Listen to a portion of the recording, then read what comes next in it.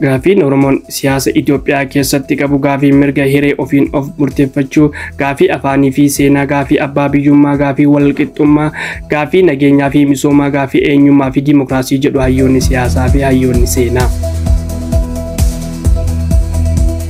Humna farra nageenyaa deeggaruu fi meeshaa waraanaa qabataniirtan jechuun kan himatan daataa ministeera nagaa kan turan obbo Taayee Danda'a ragaan namaa irratti dhiyaatee jira. Eebla Shambara 2014 gootichi waraana bilisummaa Oromoo zoonii madda albuudaa humna waraana faashist Abiy Ahmed irratti kan maqaan saganta'iinsa waraana bilisummaa Oromootiin bobba'e irratti tarkaanfii fudhatan.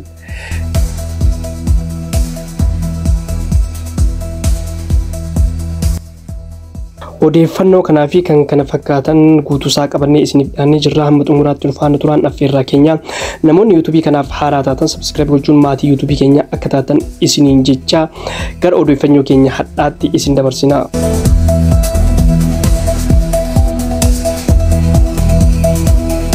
Gaafiin Oromoon siyaasa Itoophiyaa keessatti qabu gaafii mirga hiree ofiin of murteeffachuu, gaafii afaanii fi seenaa, gaafii abbaa biyyummaa, gaafii walqixxummaa, gaafii nageenyaa fi misoomaa, gaafii eenyummaa fi dimokiraasii jedhu hayyoonni siyaasaa fi hayyoonni seenaa. Jijjiiramni bara 2018 Itoophiyaa keessatti dhufe gaafilee Oromoo kanaaf deebii laata jedhamee haa yaadamu malee tokkollee osoo hin deebiin hafeedha jedhu. Oromoon Itoophiyaa keessatti waanjoo gabrummaa of irraa buusuu fi biyya abbaa isaa irratti abbaa ta'uuf mirga hiree murteeffannaa isaa argachuuf akkasuma walqixxummaa eenyummaa fi dimokiraasii biyyattii keessatti fiduuf jaarraa tokkoo fi walakkaa oliif qabsoo taasisee jira.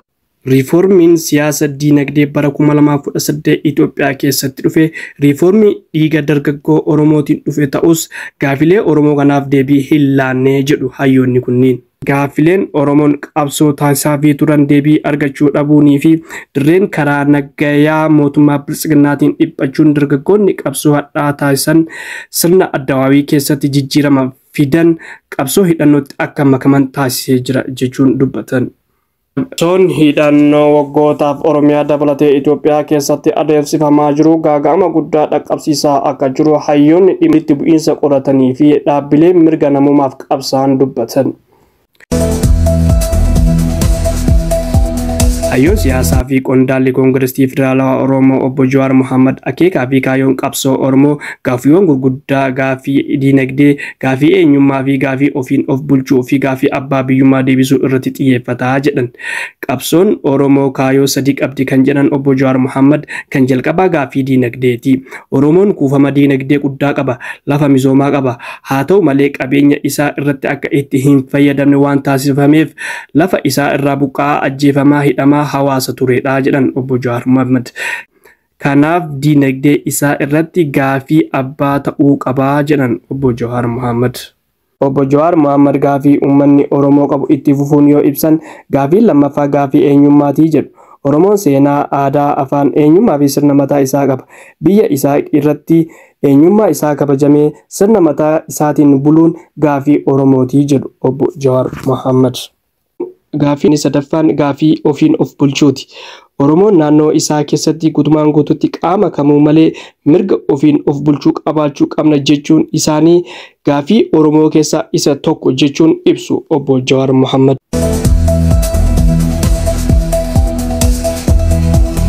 Itti gaafatamaan sabquunnamtii kaafaa obbo Sultaan Qaasim yaada torbee darbe OMN'if kennaniin gaafiin uummanni Oromoo Itoophiyaa keessatti qabu gaafii mirga lubbuun jiraachuu, gaafii ofiin of bulchuu, gaafii abbaa biyyummaa, gaafii qabeenya isaatti fayyadamu, gaafii afaanii fi gaafii bakka bu'ummaa, gaafii dimokiraasii fi walqixxummaa jechuun mootummaan Itoophiyaa gaafii uummanni Oromoo qabsaa'aa fi ture ukkaamsee jira jechuun yaada isaanii dubbatan.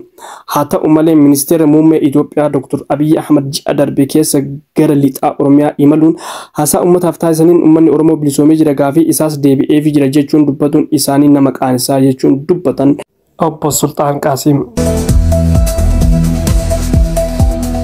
Haasaa muummichi ministeeraa lixa Oromiyaatti taasisan qeeqa hedduu argatee jira. Hayyoonni hedduun akka dubbatanitti Oromoon bilisoomuu miti qabsoo waggoota hedduuf taasise mirga lubbuun jiraachuu argateeyyuu bara 2018 as irraa mulqamee jira jechuun dubbatan. Gaafiin uummanni Oromoo qabatee qabsaa ture hundi deebii dhabuun humna gaafii uummata Oromoo kan ta'e eenyummaa fi sabboonummaa Oromoo dadhabsiisuu fi rukutuun akeeka mootummaa bilisignaa ta'ee jira jedhu hayyoonni kunniin itti dabaluun dubbatu. Qaamoleen mirga Oromootiif quuqaman akkas jechuun dubbatu. Gaafiin uummanni Oromoo dhiiga itti dhangalaasee lafee itti cabse lubbuu itti dhabe hin deebine waan ta'eef Oromoon qabsoo isaa itti fufuu qaba jechuun dubbatu. Humna farra nageenyaa deeggaruu fi meeshaa waraanaa qabataniirtan jechuun kan himataman daataa ministeera nagaa kan turan obbo Taayyee Danda'a ragaan namaa irratti dhiyaatee jira. Seera yakkaa akka lakkoofsa Itoophiyaatti bara 1996 bahee keewwata 251 muraacaa fi keewwata 257 akkasuma labsii meeshaa waraanaa cabsuun kan himataman obbo Taayyee Danda'a uffata keelloo hidhamtoonni yeroo beellamaa uffatanii abukaattoo isaanii waliin dhaddacha irratti dhiyaatanii jiru. Manni murtii olaanaa federaalaa maddii lidataa dhaddacha tokkoffaa kan yakkoota heeraa fi seeraan raawwatame ilaalus ragaaleen namoota lama abbaa alangaa dhiyeeffatee jecha irraa fuudheera. Ragaaleen lamaan kunniin dhimma meeshaalee waraanaa mana obbo Taayyee yoo sakattamu argineerra jechuun jecha isaanii kennanii jiru. Haa ta'u malee obbo Taayyee fi abukaattoon isaanii namoota ragaadhaaf dhiyaatan kanneen keessaa namni tokko aadde jedhee haa barreeffamu malee inni qaamaan dhiyaate dhiira ta'uu isaa dubbatanii jiru. Itti dabaluunis kan morman abukaattoo fi obbo Taayyee Danda'a teessoo ragaalee ilaalchisee garaagarummaan waan jiruuf ragaaleen dhiyaatan jecha kennuu hin qaban jechuun morman. Manni murtichaas waraqaa eenyummaa ragaalee erga ilaalee booda ragaaleen lamaan jecha isaanii akka kennan taasisee jira. Abukaattoon obbo Taayyee Danda'a ragaalee dhiyaatan irratti gaafii qaxxaamuraa gaafatanii jiru. Manni murtichaas galmee qoratee jala murtii laachuuf akka lakkoofsa Itoophiyaatti waxabajjii 18 bara 2016tti beellama qabatee jira. Xumura dhaddachaa irratti obbo Taayyee Danda'a kophee abbootii seeraatiif dhiheessanii jiru.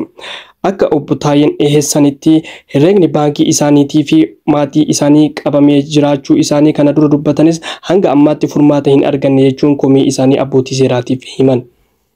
Komii obbo Taayyeen dhiyeeffatan erga caqasanii booda abbootiin murtii komii kee kana barreeffamaan dhiheeffadhu jechuun deebii deebisaniifii jiru. Ebla Shambara Kumalama Afur gootichi waraana bilisummaa Oromoo zoonii madda albuuda humna waraana faashist Abiy Ahmad irratti kan maqaan isa gatta'iinsa waraana bilisummaa Oromootiin bobba'e irratti tarkaanfii fudhatan.